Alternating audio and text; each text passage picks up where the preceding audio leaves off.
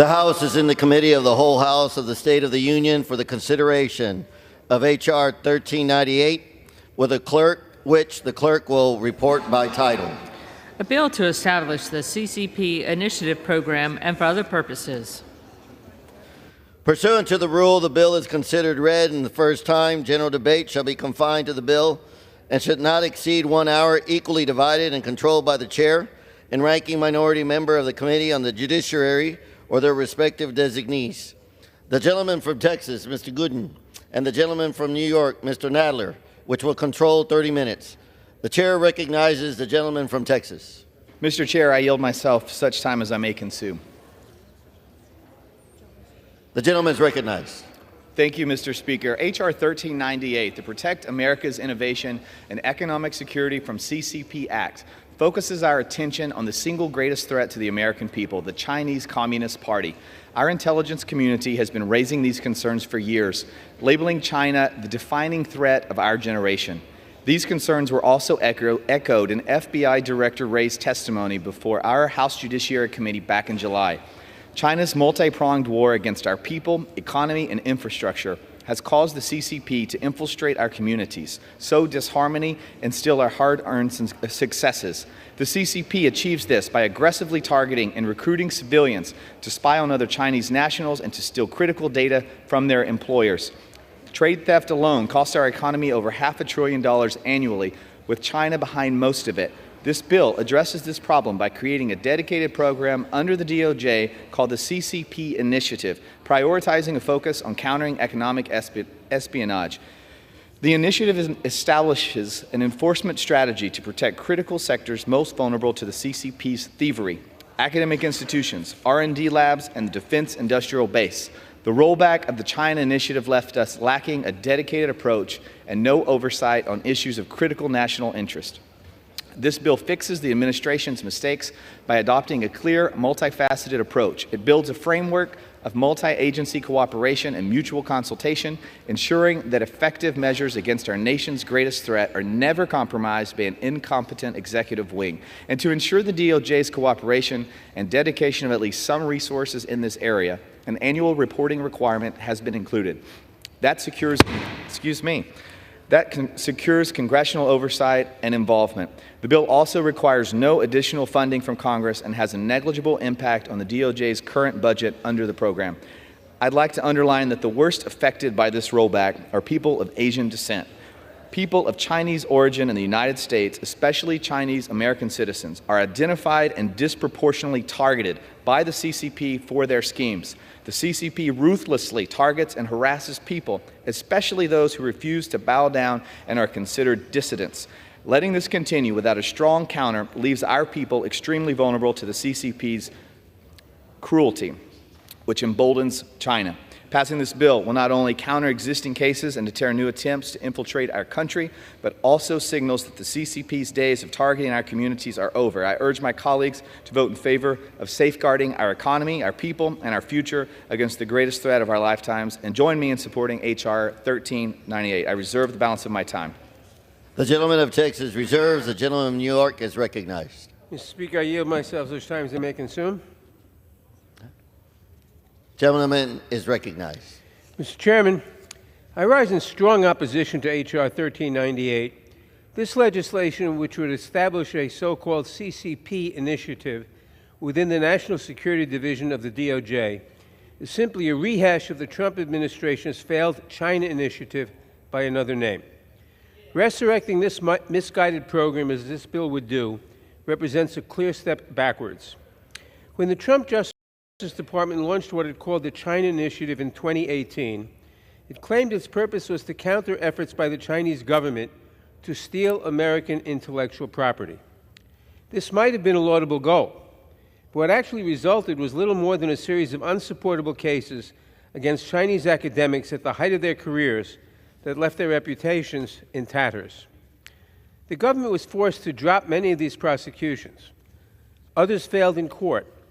Even more were overturned on appeal. No matter how you look at the data, a post-mortem analysis shows that the China Initiative was an undisputed failure. From the flimsy cases brought under this program to the so-called brain drain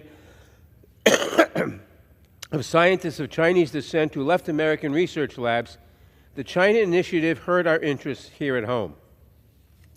The Trump DOJ devoted significant resources to targeting professors of Chinese descent working in the United States, diverting crucial funding and personnel that could have been used to combat actual economic sabotage, espionage, and trade secret theft. But the China Initiative did not excuse me. But the China Initiative did not just waste valuable resources. If you were a person of Chinese descent working in American higher education, you were a suspect. Rather than keeping America safe, the China Initiative divided workplaces, ruined careers, and contributed to anti-Asian hate at the height of the pandemic. The resulting chilling effect hampered American innovation by discouraging foreign talent from moving to American companies and disincentivizing Chinese researchers from accepting positions at our institutions of higher learning. It is foolhardy to punish China by harming American innovation. But by discouraging researchers from working here, that is exactly what the Trump administration did with the China Initiative. Countries around the world send their best and brightest to the United States for education and to perform valuable research in our academic institutions. But instead of welcoming their contributions to our economy and to our society, programs like the China Initiative encourage them to take their training and their talents elsewhere. We cannot quantify those missed opportunities. There is no way to know what inventions never came to be. But we can realize when we made a mistake and move on. This bill would prevent us from doing so. Despite its well-documented failures, reviving the China Initiative is a key plank of the ultra-conservative Project 2025 agenda, the blueprint for a potential new Trump administration. Republicans cannot credibly argue that resurrecting this program is about keeping Americans and our business secrets safe, because we know that racially profiling professors of Chinese descent was unsuccessful. It did, however, contribute to an us versus them mentality that divided Americans and heightened tensions across the country. It is particularly disappointing that we are engaging in this partisan exercise because the fact is that Democrats and Republicans largely agree that China poses a threat to the United States. There are bipartisan bills ready for markup, ones that could pass on suspension today, but instead, the majority has chosen to take up bills that divide us. Since the end of the China Initiative, the DOJ has embraced a broader strategy to counter threats from hostile nations, not just China, but Iran, North Korea, and Russia. For example, the Disruptive Technology Strike Force has been lauded by both sides of the aisle for doing what the China Initiative failed to do. It collaborates across agencies to prevent nation-state actors from illicitly acquiring our most sensitive technology by successfully investigating and prosecuting illegal procurement networks. We are on the right path to protecting our nation's secrets and keeping Americans safe. This legislation would take us in the opposite direction. I oppose this legislation. I encourage my colleagues to do the same, and I reserve the balance of my time. The gentleman of New York reserves. The gentleman of Texas is recognized. Thank you, Mr. Speaker. You know, I have heard a lot about the ruined lives of intellectuals and academics. I've also heard about the conviction rate. You know, it is true, there were only 8 convictions, but one of the comments made was we should focus resources on actual problems. Well, what happened when we did that? When we took away this China Initiative and replaced it with nothing? In the last 2 years, we've only had 2 convictions. So our Department of Justice has really failed to protect our domestic industry. It's really failed to protect those who've been preyed on by China, and the CCP initiative serves to correct that. And so I would like to yield to my colleague 3 minutes from Virginia. The gentleman is recognized. Thank the gentleman. I want to thank the gentleman from Texas for offering the bill and rise in support of it. The ranking member of the committee indicated that we are moving in the right direction, but in looking at the numbers coming out of this Justice Department, this Biden-Harris Justice Department, it's clear that we're not moving in the right direction. It's clear we're not moving at all. We're standing still. According to the Department of Justice, approximately 80% of all economic espionage cases prosecuted by DOJ involve theft of trade secrets by the Chinese government or its instrumentalities or agents, and approximately 60% of all trade secret misappropriation cases brought in the United States have a nexus to the People's Republic of China under the CCP. This is a strategic and intentional campaign by the CCP of intellectual property theft against the United States that has an annual cost estimated at approximately $500 billion. During the Trump administration, the DOJ established the China Initiative within the department to address the risks posed by the CCP and to prioritize prosecution of IP theft cases. Despite the success of the China Initiative, the Biden administration bowed to pressure from radical leftists and canceled the program. And although they continue to claim that they have stood up a new program, it has not reached the successes of the China Initiative. In fact, the DOJ opened 0 new economic espionage cases in 2022. I'm concerned by this administration's approach to IP theft and economic espionage by the CCP. In fact, under current law, spies operating on behalf of the CCP who have been expelled from the U.S. can immediately reapply for visas. The CCP exploits this loophole as part of their whole-of-nation approach to steal sensitive information from American companies and universities. I have a bill to close this loophole, and I want to thank my colleague, Mr. Gooden, for co-sponsoring it. As the bill continues before us today, I believe it's important we require DOJ resumes its important work that was being conducted by the DOJ's China Initiative during the Trump administration. I support this legislation, and I yield back to the gentleman. The gentleman from Texas reserves. I reserve. The gentleman from New York is recognized. Mr. Speaker, I now yield 2 minutes to the distinguished gentleman from Georgia, member of the committee, Mr. Johnson. The gentleman is recognized. Thank you, Mr. Speaker. Thank you, Mr. Speaker. Mr. Speaker, we've seen this movie before, and it did not end well. On the IP subcommittee, where I am ranking member, we have discussed with real concern about economic espionage and theft of trade secrets by the government of China. But while we have legitimate concerns, this bill is a foolish attempt and a damaging way to address those concerns. The Department of Justice already had a China initiative from 2018 to 2022, and it failed to achieve any convictions related to economic espionage or trade secrets. Yet, it did cause significant real-world harm. Many academics faced long-term personal and professional damage, and there was a chilling effect on researchers of Chinese descent. Chinese American scientists, American citizens, mind you, reported that fear of discrimination kept them from pursuing cutting-edge research and made them avoid federal grant applications. And that chilling effect spread beyond Chinese and Chinese American professionals. A 2021 survey of thousands of physicists found that 43% of early career researchers believed that the U.S. was unwelcoming for international students and scholars. America has thrived because it has been a land of innovation, and the China Initiative stifled that innovation. Wisely, DOJ canceled that program in 2022, and it was a failure then, and it would be a failure now. Let's leave it in the past where it belongs, and with that, I yield back. The gentleman from New York reserves.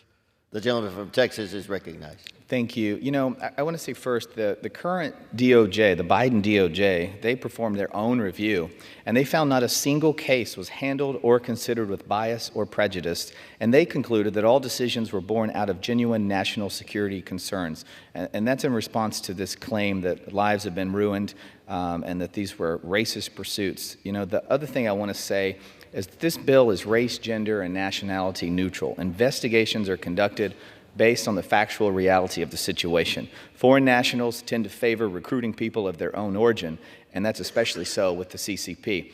A full review by the current DOJ, again, this is the Biden DOJ, they found not one case of bias or prejudice. So everything we've heard today about how all these racist pursuits were so so based in bad intentions. That was actually unfounded and proven incorrect by the current Biden DOJ. They said that there was not one single case of bias or prejudice. And I'd like to reserve my time. The gentleman reserves. The gentleman from New York is recognized. Mr. Speaker, I now yield 2 minutes to the distinguished gentlelady from California, Ms. Chu. The gentlewoman is recognized. As chair of the Congressional Asian Pacific American Caucus, I rise in strong opposition to the deceptively named Protect America's Innovation and Economic Security from CCP Act. It brings back the shameful China initiative, which is the new McCarthyism. Rather than protecting America's innovation, this bill would hurt it with a Trump-era China initiative, a program that assumed that researchers and scholars in America should be investigated if they had a nexus with China, such as being born there or having relatives from there. They targeted them and arrested them, but here's what you need to know. Most of the cases overwhelmingly failed to prosecute actual cases of economic espionage or trade secret theft. Nearly all cases had no connection to national security or espionage, but rather paperwork mistakes. Many cases were dropped or withdrawn without explanation. But for so many researchers and professors, the damage was already done. By racially profiling innocent Asian American scientists because of their ethnicity, the China initiative ruined their reputations, finances, and lives. They were traumatized, arrested in front of their families, fired, and went into deep debt. McCarthyism had deadly effects in the 1950s, and so does the China initiative, harming our country's competitive edge by casting a chilling effect on our academic community. So let me be clear. While we all want to stop American secrets from being stolen, investigation should be based on evidence of criminal activity, not race and ethnicity. This bill brings back the shameful mistakes of the China initiative. It would stoke anti-Asian xenophobia, and it would hurt American innovation by contributing to the reverse brain drain of talent from U.S. to the PRC, from which only the CCP itself stands to benefit. I urge my colleagues to vote no. The gentleman from New York reserves. The gentleman from Texas is recognized. Thank you, Mr. Speaker. I would think the chair of the Asian Pacific American Caucus would want to stand against China with me, but I will do it alone on behalf of those who are willing to stand up against the Chinese Communist Party. I denounce everything that's been said about this bill being racist. I absolutely denounce the false claims of racism. They are baseless. I actually join with the Biden DOJ in saying that the Trump prosecutions, there was no biasness, there was no racism. And I'd like to stand up for the Chinese American citizens that are being prosecuted, persecuted, searched after, and in some cases destroyed, while some of our friends across the aisle do nothing. They get on the mic and they say, you guys are racist for pushing this legislation, and I think folks are tired of it. I really do. I'm really tired of seeing Chinese police stations in cities across our nation. I'm really tired of turning on the news and seeing that a spy in the New York governor's office has been signing orders and doing all kinds of stuff in the name of the Chinese Communist Party. I'm really tired of hearing stories about American citizens, Chinese American citizens living here. These are our people. These are our people being persecuted by the Chinese Communist Party, and that's what this bill seeks to do. You can get up here and say this is racist and the last administration wasn't successful, but the facts are Republicans want to do something. We want to stand up to China, and we want to stand up for the Chinese American citizens who in many cases are seeing their representatives get on the microphone and say, you know what, we're not going to do anything. We're going to say that China's a threat, but we're really not going to support any legislation that it would do something about it. And so I am really excited about this bill. I'm even more excited about the Trump administration that's coming up, because we're going to really go after China. And Chinese Americans across the United States should really, really be excited about Donald Trump taking over as president, because they will finally have an advocate in the White House after 4 years of being disregarded. I reserve. The gentleman from Texas reserves. The gentleman from New York is recognized. Mr. Speaker, 2 comments before I call on the next speaker. Number one, I wouldn't count on the next Trump administration. Maybe, but I wouldn't count on it. Number two, during the Trump administration, anti-Asian crimes spiked. And as I recall, we passed an anti-Asian crimes bill, which was signed into law by President Biden. I now yield 2 minutes to the distinguished gentleman from Texas, Mr. Vesey. Thank you very much. I rise today to... The gentleman is recognized. Mr. Chair, I rise today to oppose the consideration of H.R. 1398 to protect America's innovation and economic security from the CCP Act. This bill aims to combat Chinese espionage, protect U.S. intellectual property and trade secrets, and monitor threats to the U.S. infrastructure posed by China. And while these are very important goals, I don't want anyone to be mistaken, the program this bill lays out closely mirrors a Trump administration program called the China Initiative, which targeted academics at American institutions for crimes allegedly related to economic espionage. And despite the initiative's goal of combating that espionage, no one was convicted or even charged with spying in any China Initiative case.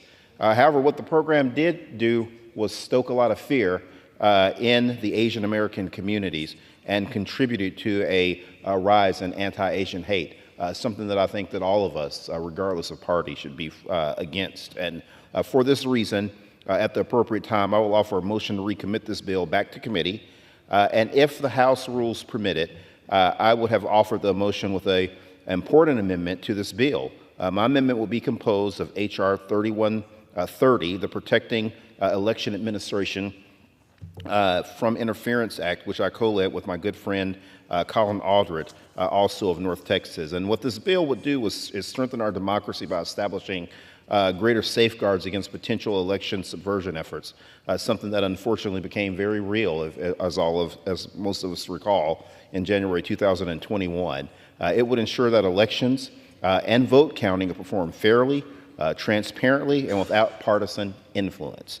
The bill expands crucial protections for election administrators engaged in vote counting, canvassing, and election certification, and it also allows a framework for punishment for people who seek to intimidate, threaten, or coerce election workers. Gentleman's time has expired. I yield the gentleman another minute. The gentleman is recognized. Thank you, Mr. Speaker. The bill also expands protections for election administrators, again, that have been for election administrators engaged in vote counting, canvassing, and election certification. It allows for a framework of punishment for people, that seek to intimidate these workers. The bill also recognizes missing pieces from existing law in terms of protections for digital election records. And in an increasingly technological world that we all live in, we must keep our laws up to date with the times. At the end of the debate, I will insert into the record the text of this amendment, and I hope my colleagues will join me in voting for the motion to recommit. Mr. Speaker, I yield back. The gentleman from New York reserves. The gentleman from Texas is recognized. Reserve. The gentleman from Texas reserve. The gentleman from New York. Mr. Speaker, I now yield 2 minutes to the distinguished gentleman from Illinois, Mr. Krishnamurthy. The gentleman is recognized. Thank you, Mr. Speaker. Today I rise in opposition to the partisan H.R. 1398. Unfortunately, this new quote-unquote CCP initiative that this bill creates is simply a knockoff version of the China initiative created by Donald Trump, which was notorious for racially profiling researchers of Asian descent. Of the individuals charged under that initiative, the vast majority of cases did not result in a finding of guilt. The lives of far too many of those charged but not convicted of a crime were ruined simply because they were, quote, researching while Chinese. The China initiative was not only weak, it was pernicious and wrong.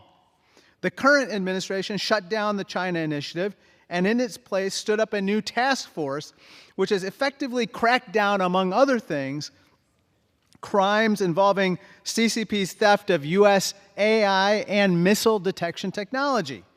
Another way we can protect our security is to pass the bipartisan, bicameral international trade crimes bill that I introduced alongside my colleagues on the Select Committee on the CCP. This bill creates a new unit at DOJ to criminally prosecute trade crimes committed by the CCP and others, which seriously harm our innovators, companies, and workers. It's essential that we confront the CCP's economic threat. There is a legitimate competition that we must win against the CCP. But H.R. 1398 does not take the initiative in doing so.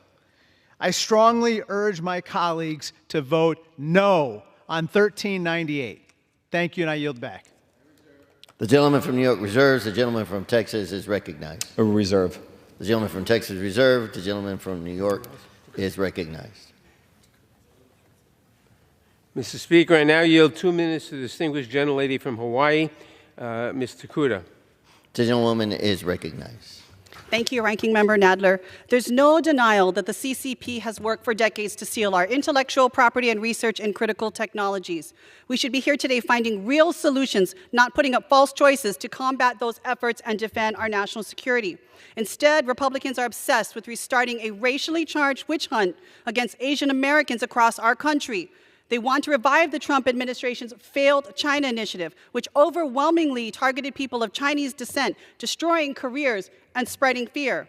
Despite years of damage, Asian Americans across the country have been telling us that the China initiative was racially profiling them and infringing on their civil rights. Yet House Republicans' proposal for restarting a CCP initiative includes no language that would address these concerns. I filed an amendment to try and address this issue, but House Republicans refused to allow my amendment to be considered. In their single-minded focus on the CCP, they've forgotten the lessons of our country's history in targeting Asian Americans and the lives that have been destroyed as a result of it. According to a recent national academic survey, 86% have said that it is harder to recruit international students than just 5 years ago. 72% do not feel safe as an academic researcher, and 61% have thought of leaving the U.S. altogether. We already know the harmful, chilling impacts of the China initiative on our scientific enterprise and ultimately on our national security.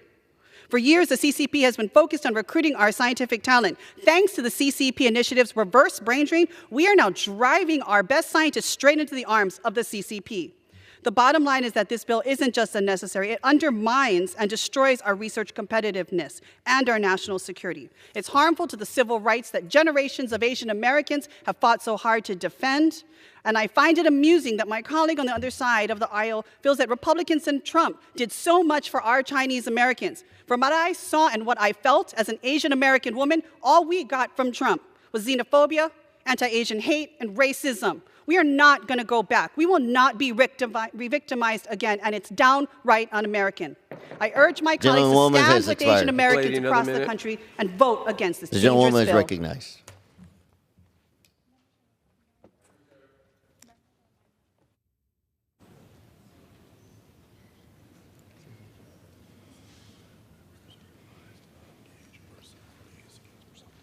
Members are reminded to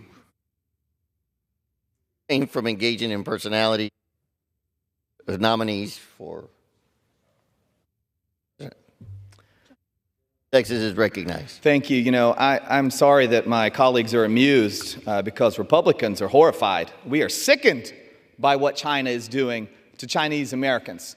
And so if the Asian Pacific American Caucus would love to put their sign up there while they denounce this fantastic bill, if they'd like a member of their caucus that will fight for and on behalf of Chinese American citizens, I'd be happy to join. Get me an application. But until that happens, until all members of this chamber wake up and realize that China is the real threat here, and realize that the main talking point, what they do is they come and anytime someone stands up against China, they start playing the race card because they know if they play the race card, they'll get folks to shut up.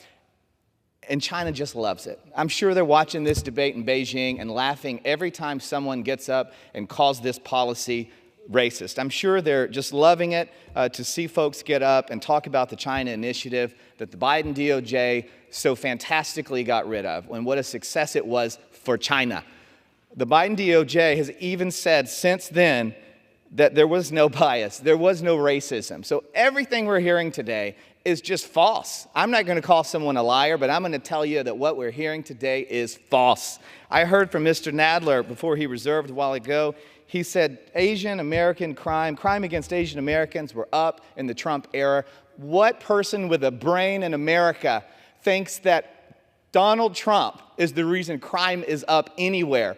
Joe Biden is the reason. Kamala Harris is the reason that crime is through the roof in this nation. Americans are unsafe. And Mr. Nadler said I wouldn't count on a Trump victory. Well, frankly, I'm not going to count on anything in the days we live in, but I can count on the American people to not hold Donald Trump responsible for the crime epidemic that we are experiencing in this nation. I am baffled by the opposition to this bill and the silliness on the other side that insinuates Donald Trump is somehow behind some kind of crime spike. Give me a break. The American people know who is behind this crime, and they're going to watch her talk about it tonight. And if she won't talk about it, I hope Mr. President Donald Trump will, as I know all Americans believe, he is the one to stand against this spike in crime that I'm so happy Democrats acknowledge exists. I reserve, excuse me. Gentleman from Texas reserves. Gentleman from New York is recognized. It has been said that figures don't lie, but liars figure. The figures are very clear. Crime has gone down under the Biden administration. I don't care what anybody in this chamber says. Those are the statistics. Consult the FBI crime statistics. Crime has gone down every single year since the Biden administration took office. No one can debate that. At least no one can debate that if you believe the FBI statistics or any other statistics, unless you're getting your information from the Trump campaign or from Project 2025 or other less than honest sources. Having said that, I urge the defeat of this bill, and I reserve. Gentleman from New York reserves. Gentleman from Texas is recognized. I'll just say this. If you believe that crime is down under Joe Biden, then you probably believe the border is secure. I reserve. Gentleman from Texas reserves. Gentleman from New York is recognized. What did he say? Reserves. I reserve. Gentleman from New York reserves. Gentleman from Texas is recognized. We're prepared to close. I'm prepared to close. Gentleman from Texas reserves. I'm prepared to close. The gentleman from New York is recognized. Mr. Chairman, using fear and division for political benefit while pushing policies that hurt American innovation and American ideals is irresponsible and dangerous. But that is exactly what we are doing here today. The China Initiative was a divisive program that made Americans afraid of one another and produced zero benefits. Donald Trump and the MAGA movement had 4 years to come up with new policy solutions, but they decided to play politics instead. Just last week, we learned that the Russian government was paying conservative influencers in an attempt to manipulate our elections. We also know that they are not the only hostile foreign nation trying to do so. We should be working to address that threat. We should be working to protect our elections. Instead, we are taking part in a partisan exercise that does nothing except take our eye off the ball from the real dangers to our people, our government, and our businesses. There is so much we could do together. Under the Biden-Harris administration, we enacted the Bipartisan Chips and Science Act, which has sparked tremendous investment in domestic manufacturing of computer chips, crucial to national security. That is what actual leadership, that is what actual policy solutions look like. Unfortunately, Republicans have chosen the politics of division. Instead of looking forward and developing new strategies for taking on the threats that face this nation, the Republican majority wants to take us back to the failed policies of the past. The Chinese government poses real threats, but this bill would do nothing to address them while setting back our efforts to take meaningful action. The China Initiative failed to address any of the actual threats posed by the Chinese government and succeeded only in ruining the careers of academics and scientists of Chinese descent while stifling American innovation. I encourage my colleagues to oppose this legislation, and I yield back the balance of my time. The gentleman from New York reserves. The gentleman yields back. The gentleman from Texas is recognized. You know, fear and division is what the Chinese Communist Party hopes that will become all about. This bill seeks to stop China and the Chinese Communist Party's efforts to destroy this nation. That is their ultimate goal. So every time a member of Congress gets up and says any effort to defeat China is a racist effort, it's really unfortunate. But I do believe that common sense will prevail. I do believe we'll pass this tomorrow, and I want to thank everyone for their support. This bill is an important tool, one of many tools that we're passing this week. And we're spreading the word and sharing with the American people that Republicans are serious about standing up to China, that Donald Trump is serious about standing up to China. And despite the fact that we've taken the last 4 years off and let China climb ahead, we've opened our borders and said, send as many millions of folks as you want. We've let the crime rate spike, and we've just let it happen. It's a real shame. But I do believe the American people deserve better, and I think they'll vote for better. And I appreciate my colleagues' consideration and urge a yes vote, and I yield back. The gentleman yields back. All time for general debate has expired. Pursuant to the rule, the bill shall be considered for amendment under the 5-minute rule. In lieu of the amendment in the nature of the substitute recommended by the Committee on the Judiciary, printed in the bill, an amendment in the nature of substitute consisting of the text of Rules Committee Print 118-45 shall be considered as adopted. The bill as amended shall be considered as the original bill for the purpose of further amendment under the 5-minute rule and shall be considered as read. No further amendment to the bill as amended shall be in order except those printed in Part A of House Report 118-656. Each such further amendment may be offered only in the order printed in the report by a member designated in the report, shall be considered read, shall be debatable for the time specified in the report, equally divided and controlled by the proponent and the opponent, shall not be subject to amendment, and shall not be subjected to a demand for division of the question.